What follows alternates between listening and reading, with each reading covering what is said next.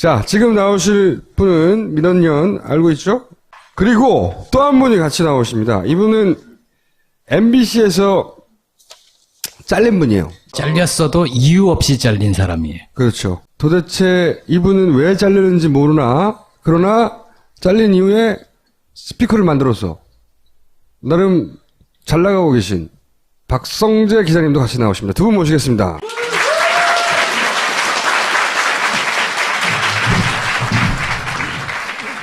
박성재 기자님이 아니지, 전 기자님. 네.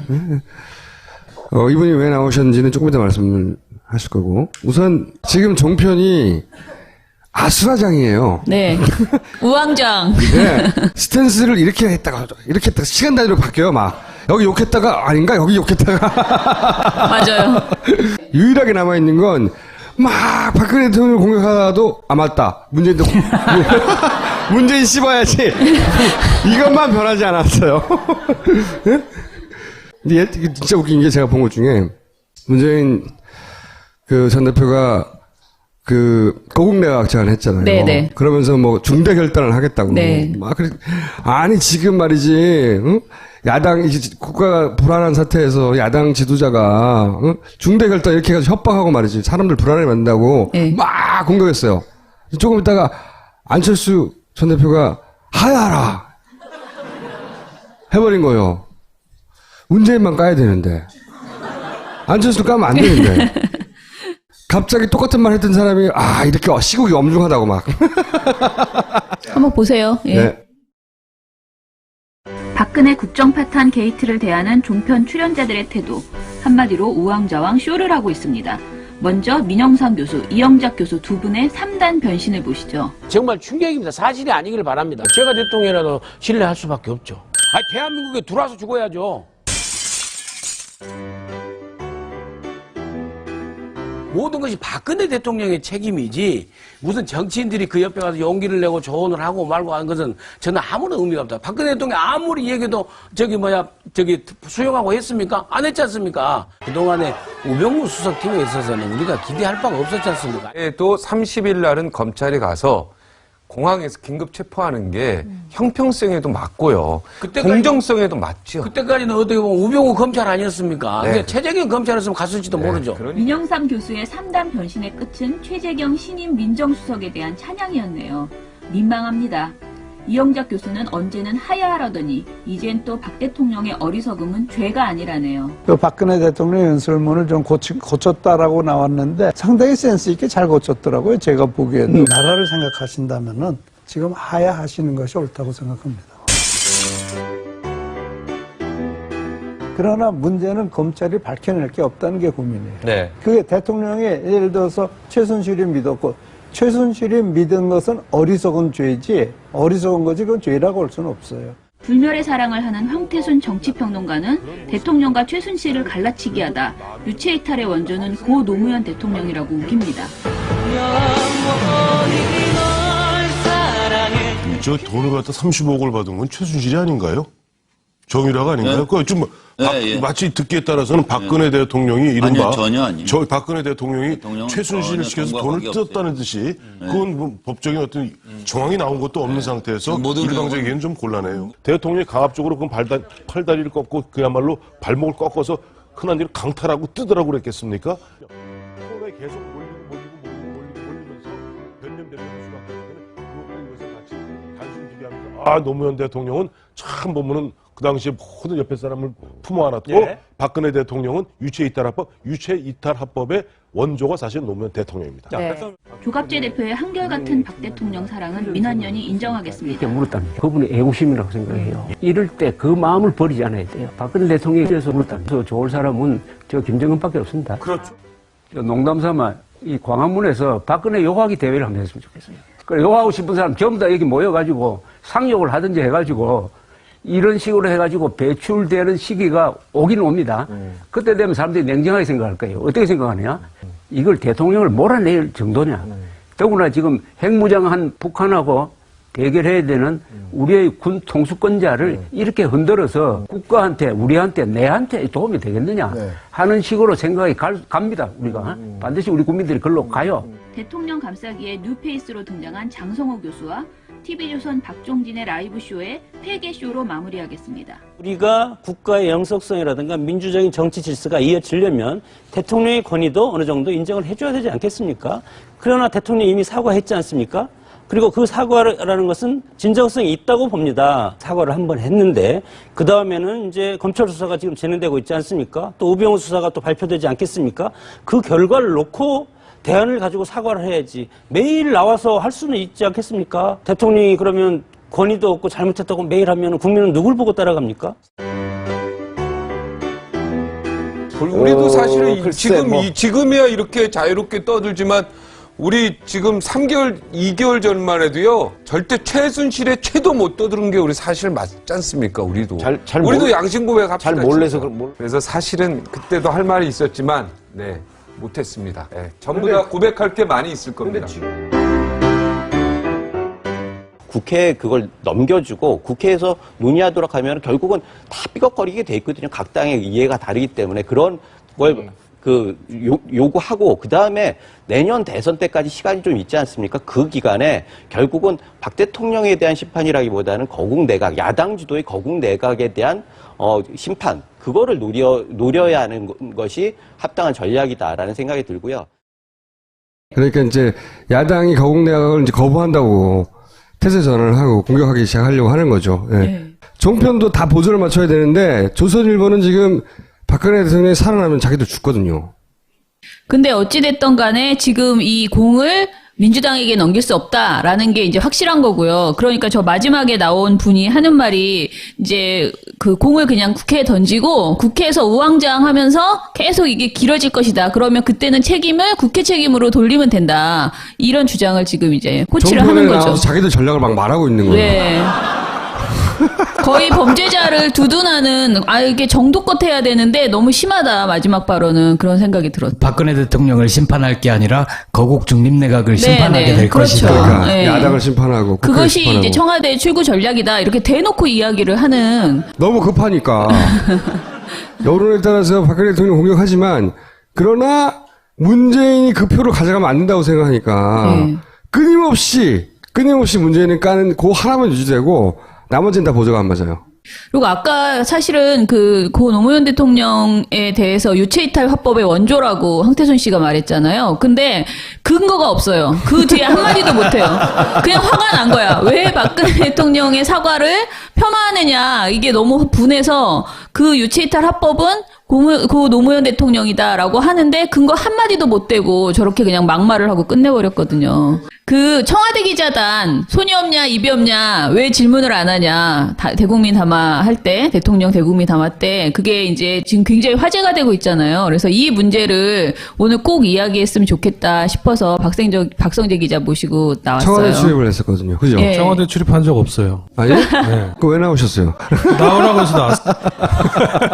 일단은 정황을 하나 말씀드리면 이제 두 번의 대국민 담화 있었잖아요. 사과. 그런데 두 번 다 그 질문을 하지 않기로 청와대 기자단이 미리 사전에 양해를 한 것으로 알려져 있습니다. 그런데 대통령이 이렇게 사과를 하면서도 기자의 질문 자체를 받지 않겠다는 태도는 당연히 너무 독선과 아집이 있는 거죠. 근데 이거를 기자단이 완전히 순순히 동의한 것은 저희가 보기에는 이거는 완전히 기자로서의 부끄러움도 모르는 행태이다. 아니, 그게 받아치고는 네. 있잖아요. 그러니까. 그게 다 받아칠 거면. 집에서도 다 받아칠 수 있는데 왜 거기 모여서. 그러니까, 아니, 속기사를 부르지. 왜 기자들이 앉아가 있냐고. 그러니까요. 자, 얘기해보세요.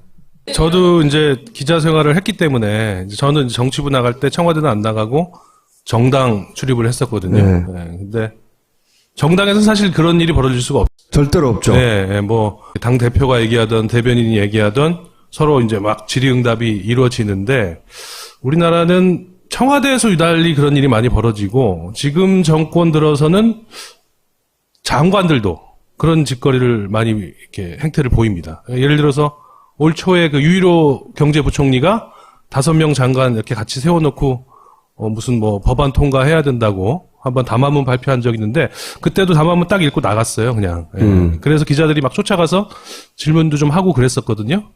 근데 이번에 보니까 제 후배들이 많이 있을 텐데 그 청와대 기자들 중에서 아무도 질문을 못 던지더라고요. 그래서 저도 보면서 생방송 보면서 좀 안타깝고 이거 저거 욕먹을 텐데 나중에 이런 생각이 들더라고요. 질문을 못 던지는 수준이 아니고 대통령이 이렇게 내려올 때 이렇게 가까이 왔잖아요. 끝나고 네, 나서 네. 움찔움찔하고 그렇죠. 이렇게 이거 어떻게 해야 되나 불편해하는 그런 최순실한테 느낌이 혼날까 모르는 거 아니에요, 나중에? 아니, 그러니까 이제 이게 청와대 기자들이 청와대만 나가면 다 바보가 되고 뭐 병신이 되고 이런 건 아닌 것 같아요. 왜냐하면 거기에 뭐 한겨레 기자도 있고 또 뭐 JTBC 기자도 있잖아요. 왜? 김보엽 씨는 왜 옛날에 청와대 안 질문을 나갔었나? 왜? 저도 청와대는 못 가봤습니다. 예, 예. 그러니까 뭔가 이렇게 시스템이 그렇게 돼 있는 거예요. 그게 뭐냐면은 간사단이 딱 있는 예. 거죠. 그 미국에도 그런 게 있대요. 그러니까 이제 영어로 하면은 팩 저널리즘이라고 그래가지고 저 공부를 좀 하고 왔습니다. 그래서 PACK. 예, 예.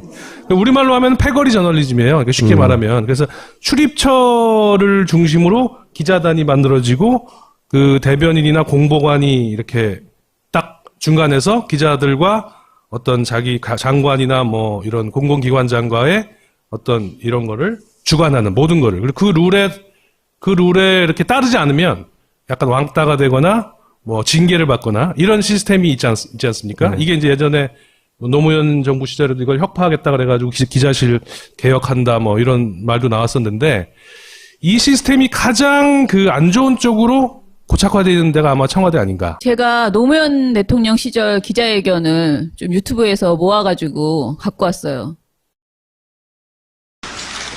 네, 마지막으로 한 분만 질문을 받겠습니다.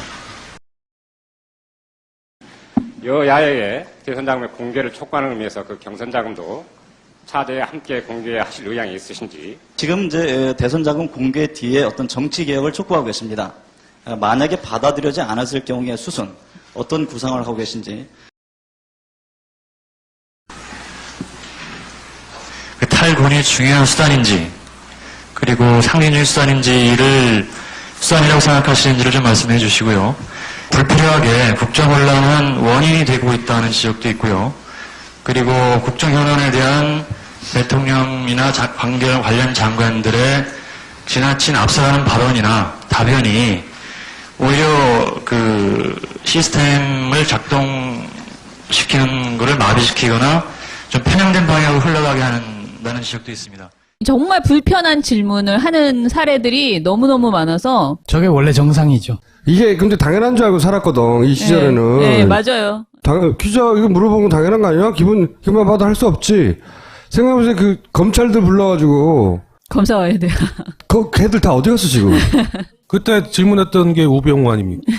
그러니까 사전에 질문을 하지 않기로 양해를 한다.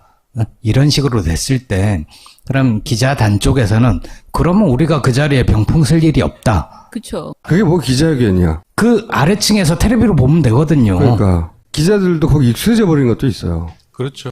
벌써 이명박 시작해가지고 8년째 이러고 있으니까 네. 누구 하나 나서가지고 이게 정상이 아니라고 말하기가 튀는 것 같기도 하고. 제가 오늘 여기 나오라고 그래가지고 네. 지금 현재 청와대 나가고 있는 모 기자하고 내가 통화를 해봤거든요. 네. 제가 좀 아는 기자하고.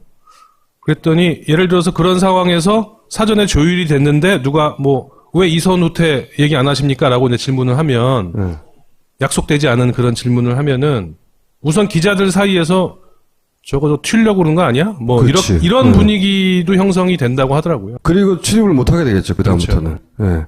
박근혜 대통령이 그랬대잖아요. 야당 만날 때 노회찬 오지 말라고 요청했다잖아. 정의당 오지 말라고. 네. 노회찬을 찍어서 얘기했대요, 또. 노무현 전 대통령 때도 사실 약속 대련이 없었던 건 아니에요. 예, 이제 질문지를 줬대요. 이렇게 미리 기자단이. 근데 이제 여기도 보면은 영상에도 나오지만 추가로 막 질문이 들어가고, 이제 막 하다 보면은 또 노 대통령이 좀 말씀이 많잖아요. 많다 보면은 약간 이렇게 또 꼬이면 주거니 받거니 하고. 네, 그걸 또 주거니 받거니 하고 그다음에 이제 이렇게 라이브로 생방송으로 중계되는 거 말고 그다음에 이제 또 별도로 기자단하고 어디 무슨 행사장이나 이런 데 가서 아니 외국 나가서 이렇게 간담회를 할 그럴 때가 많이 있었는데 그때는 굉장히 프리하게 이렇게 약속 이런 거 없이 질의응답을 했다고 이렇게 얘기를 하더라고요. 심지어는 지금 기준으로 보자면 야 이런 말을 대통령한테 하고도 내가 살아남을 수 있어? 우리도 익숙해진 거예요. 이 정권에. 박근혜 대통령 별명이 예전에 수첩공주잖아요. 네. 그러니까 저 양반은 써준 것만 읽는 사람이기 때문에 질문해봐 소용없다. 내가 질문해봤자 어차피 말이 엉킬 것이다. 대답을 잘 못할 건데 저렇게 해봐야. 난처하게까지 내가 할 필요가 있을까라는 자기 검열 같은 거. 질문을 저렇게 길게 하면 기억을 못해요. 그렇죠. 이 큰일이에요, 진짜. MBC에서 이제 분위기가 다들 보도하니까 최순실에 대해서 자기들도 보도하고 싶은데 보도를 해봤어야지. 그런 얘기 들었어요. 뭐 전화번호도 뭐 안 갖춰 있었던 상황이라고 하죠. 취재를 해본 적이 없으니까 최순실을 취재하려니까 시작점이 없는 거예요, 아예. 그래서 그냥 오늘은 어느 신문 기사를 가지고 보도를 만들까 이걸 회의하고 있다고 하더라고. 창피합니다. 참 부끄럽고. 그게 근데 이제 MBC 요거가 관해 가지고 제가 이렇게 좀 글도 막 쓰고 그랬는데 지금 MBC 상황은 강아지로 개로 표현하면은 왜 언론을 막 개에 많이 비유하잖아요. 감시견이다, 뭐 애완견이다. 근데 애완견도 그 정도를 넘어가지고 이빨이 다 뽑힌 상태. 예를 들면 KBS는 그래도 아직 그 으르렁대는 기질이 남아 있기 때문에 잇몸으로라도 물러오는데 재갈을 물려놓은 상태라면 MBC는 이미 이빨이 다 뽑힌 상태다. 내버려둬 물지도 못하는군요. 혀만 남아 있는 거죠. 해고 무효 소송은 어떻게 되고 있나요 지금? 복직은 될 것 같아요. 제 대법원 남았는데 1심, 2심 100% 승소했습니다. 그러니까 큰 이빨이 하나 다시 들어가는 거 아니에요? 글쎄요, 뭐 들어가가지고 제가 역할을 할 수 있을지는 잘 모르겠습니다. 다들 기자를 하실 거라고는 기대 안 하시는 것 같은데. 나왔던 이상호 씨도 들어갔는데 이상한 부서 막 헤매다가 정직 다시 사표내고 나왔잖아요. 6개월 2번 연속으로 맞고 회사 관뒀죠 그냥. 계속 정직 주는 거 6개월씩. 저도 뭐 그렇게 될 가능성이 꽤 높죠. 근데 저는 그 최순실 게이트 지금 이 사안 때문에 저희가 내일 MBC 앞에서 또 촛불 집회도 하고 그러거든요. 근데 물론 다른 언론사들이 다 공범이었어요. 지금 이런 사태가 이렇게 오랫동안 있었음에도 불구하고 제대로 보도하지 않은 언론사들이 이제 다 공범이죠. 대부분의 언론사들이 대부분의 한겨레와 JTBC 빼고 대부분의 언론사들이 따지고 보면 또 몇 군데 있어요. 또 하다 그런데 보면. 특히 공영방송이 진짜 공범이다. 이번 사태에. 그 중에서도 지금 말씀하신 것처럼 MBC가 가장 이제 처참하게 진짜 방송을 지금 엉망으로 하고 있는데. 이제 언론도 아니에요, MBC는. 네. 그런데 많은 분들이 자꾸 이제 MBC는 신경 쓰지 말자. MBC 그냥 망해라. 이제 필요 없다. 이렇게 많이 얘기하셔요. 근데 사실 저희는 그렇게 생각하지는 않습니다. 그러니까 공영방송이 굉장히 중요하고 공영방송이 제자리를 찾도록 우리가 싸워서 가지고 와야 한다라고 생각하지. 이제 JTBC 있으니까 공영방송 필요 없어. 이런 개념은 저는 아니라고 생각해서요. 지금 이 박근혜 게이트 이 상황 속에서 제대로 보도하라고 촉구하고 방송사 공영방송사 안에 있는 양심적인 언론인 정말 겨우 살아남아 있는 사람들에게 힘을 주고 싸워라 이렇게 우리가 요구해야 되는 그런 시기가 아닌가 그렇게 생각됩니다. 맞습니다. 너무 감사한 말씀이고요. 지금 보면은 작은 움직임들이 없는 게 아니에요. 내부에서는 조금씩 이렇게 저항하다가 또 쫓겨나고 뭐 인사발령 나서 뭐 다른 부서로 쫓겨나고 조금 저항하고 게시판에 뭐 물러가라 글 좀 쓰면 또 징계당하고 이런 일이 너무나 반복돼 있기 때문에 오늘 뭐 MBC 노보가 나왔는데 100 몇십 명이 지난 4년간 이 시사나 이 보도국 쪽으로 돌아가지를 못하고 이렇게 계속 다른 부서에서 쭉 이렇게 해왔던 인사 기록들이 정리가 돼 있더라고요. 그런 상황이 계속되어 있는데 그럼에도 불구하고 지금 조금씩 우리 후배 기자들이 이렇게 저항하려고 하는 움직임이 있습니다. 근데 그러면 어떻게 해줘야 돼요, 우리가? 근데 그거를 요새 이렇게 댓글 보니까 막 니들이 뭐 그래봤자 또 뭐 얼마나 가겠어, 뭐 이렇게 막 조롱하시고 멸시하는 분위기가 있었는데 뭐 조롱 받아도 싸잖아요. 당해도 싼데 저는 이 얘기 드리고 싶어요. 예를 들면 우리 검찰 욕 많이 하잖아요. 검세 뭐 그러면서. 근데 검찰에서 예를 들어서 이문정 검사 같이 뭐 이렇게 움직임이 있단 말입니다. 그러면은 사람들이 많이 격려해주고 응원하고 그러잖아요. 근데 왜 언론은 너무 이렇게 실망이 크셔가지고 뭐 아니 누군지 몰라서 그런 것도 있어요. MBC 내에서 그럼 누구를 이상호 기자 뭐 혼자 하도 나대니까 알아. 근데 MBC에 누구를 그러면 그 기자 빨리 다시 보도국으로 불러서 어떻게 해주라고 우리가 뭐 알아야 하죠. 그런 그냥. 기자가 너무 많아요 지금. 그러면 그런 쫓겨낸 사람들의 기자. 명단을 좀 알려주세요. 그럴까요? 네. 그래서 예를 들어 사람들이 MBC 일단 욕한 다음에 이 사람들을 빨리 데리고 와. 이렇게 그렇죠. 요구하게. 지금 JTBC 뉴스를 이끌고 있는 손석희 앵커 있잖아요. 그리고 조금 전에 여기 나왔던 이상호 기자. 그 다음에 얼마 전에 여기 출연했던 자백의 최승호 PD.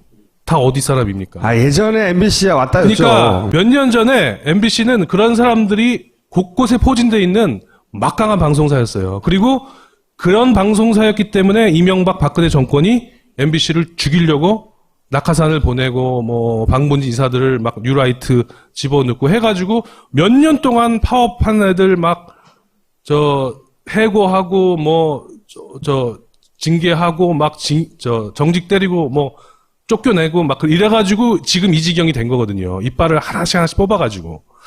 그 부분을 기억해 주시면 저력이 아직 남아있기 때문에 조금만 이해해 주시면 그리고 시간을 주시고 저희 기자들이 다시 부활할 수 있도록 지금 힘을 모으고 있으니까 그 점을 좀 이렇게 응원을 해줄 수 그 다음 시간에는 그러면 그 명단을 좀 알려주세요. 불러주시면 내가 또 나오겠습니다.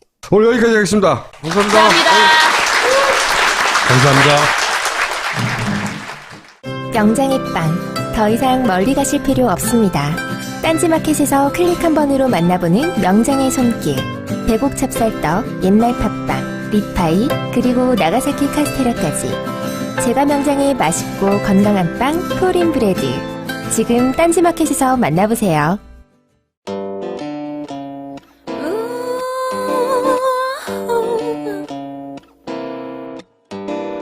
마음 편안히 이너큐 마음 편안히 이너큐 먹고 자고 싸고 먹고 자고 싸고 이너큐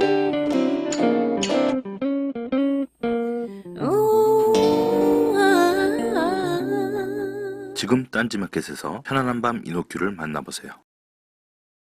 똥은 싸고 다니냐? 미치도록 싸고 싶다. 빅동의 추억. 미궁 장사랑. 구렁이 똥 이뻤다. 장이 살아야 내 몸이 산다. 혈중 콜레스테롤 개선과 배변 활동에 도움을 주는 건강기능식품 빅동의 추억 미궁 장사랑. 지금 딴지마켓에서 만나실 수 있습니다. 수석에 대한 찬양이었네요. 민망합니다. 이영작 교수는 언제는 하야하라더니 이젠 또 박 대통령의 어리석음은 죄가 아니라네요. 그 박근혜 대통령 연설문을 좀 고쳤다라고 나왔는데 상당히 센스 있게 잘 고쳤더라고요. 제가 보기에도. 나라를 생각하신다면은 지금 하야하시는 것이 옳다고 생각합니다. 그러나 문제는 검찰이 밝혀낼 게 없다는 게 고민이에요. 네. 그게 대통령이 예를 들어서 최순실이 믿었고 최순실이 믿은 것은 어리석은 죄지 어리석은 거지 그건 죄라고 할 수는 없어요. 불멸의 사랑을 하는 황태순 정치평론가는 대통령과 최순실을 갈라치기 하다 유체이탈의 원조는 고 노무현 대통령이라고 우깁니다. 저 돈을 갖다 30억을 받은 건 최순실이 아닌가요? 정유라가 아닌가요? 네. 그거 좀 마치 듣겠다. 박근혜 국정파탄 게이트를 대하는 종편 출연자들의 태도 한마디로 우왕좌왕 쇼를 하고 있습니다. 먼저 민영상 교수, 이영작 교수 두 분의 3단 변신을 보시죠. 정말 충격입니다. 사실이 아니길 바랍니다. 제가 대통령이라도 신뢰할 수밖에 없죠. 아니, 대한민국에 들어와서 죽어야죠. 모든 것이 박근혜 대통령의 책임이지 무슨 정치인들이 그 옆에 가서 용기를 내고 조언을 하고 말고 하는 것은 저는 아무런 의미가 없다. 박근혜 대통령 아무리 얘기해도 수용하고 했습니까? 안 했지 않습니까? 그동안에 우병우 수석팀에 있어서는 우리가 기대할 바가 없었지 않습니까? 또 30일 날은 검찰이 가서 공항에서 긴급 체포하는 게 형평성에도 맞고요. 공정성에도 맞죠. 그때까지는 어떻게 보면 우병우 검찰 아니었습니까? 네. 그러니까 최재경 검찰이었으면 갔을지도 모르죠. 민영삼 교수의 3단 변신의 끝은 최재경 신임 민정. 자, 지금 나오실 분은 민원연 알고 있죠? 그리고 또 한 분이 같이 나오십니다. 이분은 MBC에서 잘린 분이에요. 잘렸어도 이유 없이 잘린 사람이에요. 그렇죠. 도대체 이분은 왜 잘리는지 모르나, 그러나 잘린 이후에 스피커를 만들어서 나름 잘 나가고 계신 박성재 기자님도 같이 나오십니다. 두 분 모시겠습니다.